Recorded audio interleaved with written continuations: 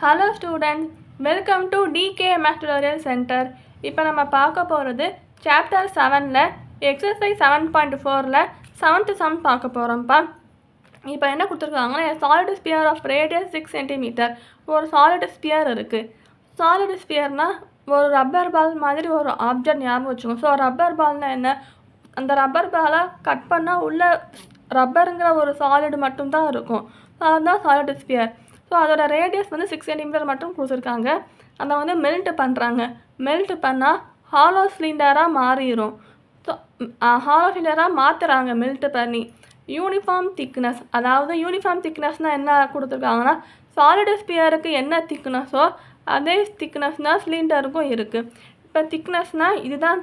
இப்போ திக்னஸ்னால் என்னன்னு பார்ப்போம். இப்போ இந்த 2 சர்க்கிள் போடணும். 2 சர்க்கிள் போட்டு அந்த சின்ன சர்க்கிளுக்குள்ளே ஒரு ரேடியஸு, இங்கேருந்து பெரிய சர்க்கிள் வர ஒரு பெரிய எக்ஸ்டர்னல் ரேடியஸ்ன்னு சொல்கிறோம். ஸோ அந்த ரெண்டுக்கும் இடையில ஒரு கேப் இருக்குது பார்த்தீங்களா. ஸோ இதுதான் திக்னஸ்ன்னு கன்சிடர் பண்ணிக்கணும். ஸோ இது வந்து சிலிண்டருக்கும் சேமாக இருக்கும், ஸ்பியருக்கும் சேமாக இருக்கும் கொடுத்துருக்காங்க.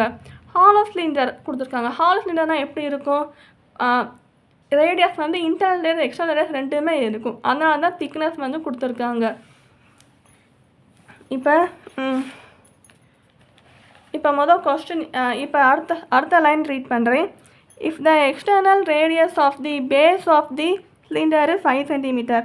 ஸோ 5 சென்டிமீட்டர் வந்து எக்ஸ்டர்னல் ரேடியஸ். இப்போ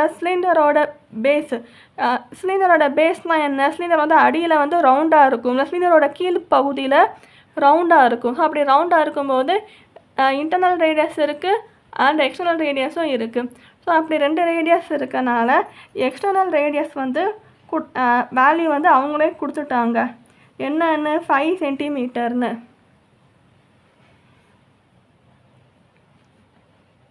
அப்புறம் ஹைட் வந்து 32 சென்டிமீட்டர். அதாவது இந்த சிலிண்டர் இருக்கிறப்ப அந்த சிலிண்டரோட ஹைட்டு வந்து என்னவா கொடுத்துருக்காங்கன்னா ஹைட் இஸ் ஈக்குவல் டு 32 சென்டிமீட்டர்னு கொடுத்துருக்காங்க. இப்போ கொஸ்டின் எனக்கு திக்னஸ் ஆஃப் சிலிண்டர் நான் சொன்னேன் இல்லையா, இந்த 2 சர்க்கிளுக்கும் இடையில இருக்க இந்த கேப்பு தான் திக்னஸ். ஸோ அந்த திக்னஸை தான் எவ்வளோன்னு கண்டுபிடிக்கணும். So thickness equal to question mark இந்த மாதிரி எழுதிருங்க. இப்போ ஸ்பியருக்கு நான் இங்கே எழுதலை. ஸோ ஸ்பியருக்கு என்ன கொடுத்துருக்காங்கன்னா ரேடியஸ் 6 சென்டிமீட்டர் இது மட்டும்தான் கொடுத்துருக்காங்க. So radius R equal to 6 சென்டிமீட்டர்னு எழுதிடணும்.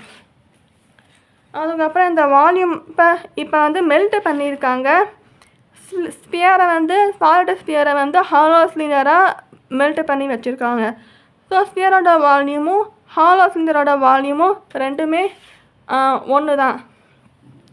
ஸோ இந்த ஃபார்முலா எழுதிடுங்க. வால்யூமோட ஸ்பியருக்குரிய ஃபார்முலா, ஹாலோ சிலிண்டருக்குரிய வால்யூமோட ஃபார்முலா எழுதிடுங்க. இந்த மாதிரி ஃபார்முலா எழுதிட்டு இப்போ இந்த 4/3 இங்கே எழுதிடுங்க, இந்த 5 இங்கே எழுதிடுங்க. இப்போ ஆர் கியூப், ஸ்பியர் இங்கே ஆர் கியூப்னால் என்னது, ஸ்பியரோட ரேடியஸ். ஆர்னா என்ன, ஸ்பியரோட ரேடியஸ். ஸோ ஸ்பியரோட ரேடியஸ் இங்கே என்னப்பா இருக்குது, 6 சென்டிமீட்டர் இருக்கு இல்லையாப்பா. ஸோ 6 கியூப்னு எழுதிடுங்க.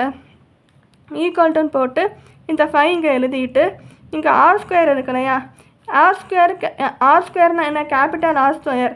ஸோ கேபிட்டல் ஆரோட வேல்யூ என்ன, 5. அப்போனா 5 ஸ்கொயர் போட்டு ஸ்மால் ஆர் வந்து தெரியாது, அதாவது இன்டர்னல் ரேடியஸ் இங்கே கொடுக்கவே இல்லை. இப்போ நானும் உங்களுக்கு சொல்ல மறந்துட்டேன் பாருங்கள். இன்டர்னல் ரேடியஸோட வேல்யூ எக்ஸ் சென்டிமீட்டர் எடுத்துக்கோங்க. ஏன்னா இந்த வேல்யூ வந்து இங்கே கொடுக்கவே இல்லை. ஸோ எக்ஸோட வேல்யூ கண்டுபிடிக்கணும். ஸோ அப்போ தான் இங்கே எக்ஸ் ஸ்கொயர்னு எழுதிருங்க. அப்புறம் எக்ஸோட வேல்யூ கண்டுபிடிக்கணும். ஹெச் என்னதுப்பா, ஹைட் என்ன கொடுத்துருக்காங்க, 32 சென்டிமீட்டர் கொடுத்துருக்காங்க. ஸோ டாட்டு எங்கே போட்டுருங்க. இப்போ இந்த 5 கேன்சல் ஆயிரும், சேமாக இருக்குது. அதுக்கப்புறம் 4/3 போட்டு இங்கே 6 கியூப் வந்து, இப்போ 6 கியூப் எப்படி எழுதலாம், 6 × 6 × 6ன்னு போட்டுருங்க. அதுக்கப்புறம் 5 ஸ்கொயர் இங்கே எப்படி எழுதலாம், 25ன்னு போடணும். மைனஸ் எக்ஸ் ஸ்கொயர் போட்டு இன்ட்டு போட்டு 32 நீங்கள் எழுதிருங்க. ஸோ அதுக்கப்புறம் இதை வந்து கேன்சல் பண்ணோம், 3 2ன்னு கேன்சல் பண்ணுறோம். அதுக்கப்புறம் இங்கே 4 × 2 × 6 × 6 நீங்கள் எழுதிட்டு 25 மைனஸ் எக்ஸ் ஸ்கொயர் இன்ட்டு 32. இந்த இன்ட்டு 30 இந்த பக்கம் போனால் டிவைடட் பை 32ன்னு வரும். ஸோ இப்போ வந்து இதை வந்து கேன்சல் பண்ணுங்கள். ஸோ அது 4 8s ஆர் 32. ஸோ இது 8 வரும். இங்கே 2 டேபிளில் கேன்சல் பண்ண 2 4s ஆர் 8. மறுபடியும் இந்த 2 டேபிளில் கேன்சல் பண்ண 2 2s ஆர் 4, 2 3s ஆர் 6. மறுபடியும் இந்த 2 டேபிளில் கேன்சல் பண்ணலாம் 2 1s R 2, 2 3s R 6. So கீழே 1 வந்துருச்சு. மேலே 3 இருக்குது, இங்கே ஒரு 3 இருக்குது, இங்கேயும் ஒரு 3 இருக்குது. ஸோ 3 × 3 25 மைனஸ் எக்ஸ் ஸ்கொயர்னு எழுதிருங்க. 3 × 3 9 = 25 மைனஸ் எக்ஸ் ஸ்கொயர் எழுதிருங்க. இப்போ இப்படி 25 மைனஸ் ஸ்கொயர் 9 இப்படி போட்டு 25 மைனஸ் 9 = எக்ஸ் ஸ்கொயர்னு போட்டுருங்க. இந்த 9 இந்த பக்கம் வந்துடும். இந்த எக்ஸ் ஸ்கொயர் வந்து இந்த பக்கம் வந்துடும். ஸோ 25 மைனஸ் 9 என்ன வரும்? 16 வரும். So X square = 16. அப்போனா இங்கே என்ன எழுதானா? எக்ஸோட வேல்யூ என்ன? ஸ்கொயர் ரூட் ஆஃப் 16 போட்டு X = 4 centimetre. So internal radius = 4 சென்டிமீட்டர்னு எழுதிருங்க. அதுக்கப்புறம் திக்னஸ் கேட்டிருக்காங்க இல்லையா? ஸோ திக்னஸ் இங்கே எப்படி எழுதனா? நான் சொன்னேன்ல, திக்னஸ்னால் என்னதுன்னா அந்த இங்கே கொடுத்துருக்க பெரிய ரேடியஸும் இங்கே கொடுத்துருக்க சின்ன ரேடியஸும் மைனஸ் பண்ணால் வர்ற ஆன்சர் தான் திக்னஸ். அதாவது எக்ஸ்டர்னல் ரேடியஸும் இன்டர்னல் ரேடியஸும் மைனஸ் பண்ணணும். ஸோ எக்ஸ்டர்னல் ரேடியஸ் ஆர்ன்னு மென்ஷன் பண்ணியிருக்கோம், இன்டர்னல் ரேடியஸை எக்ஸ்னு மென்ஷன் பண்ணியிருக்கோம். ஸோ ஆரோட வேல்யூ என்னப்பா? 5 சென்டிமீட்டர் இங்கே இருக்கா? ஸோ அந்த 5 தான் இங்கே எழுதுகிறோம். மைனஸ் எக்ஸோட வேல்யூ கண்டுபிடிச்சிருக்கோம்னா 4. ஸோ அந்த 4 இங்கே எழுதுகிறோம். ஸோ 5 - 4 = 1. ஸோ இதுதான் answer. thickness is equal to 1 centimeter. So இதுதான் ஆன்சர்.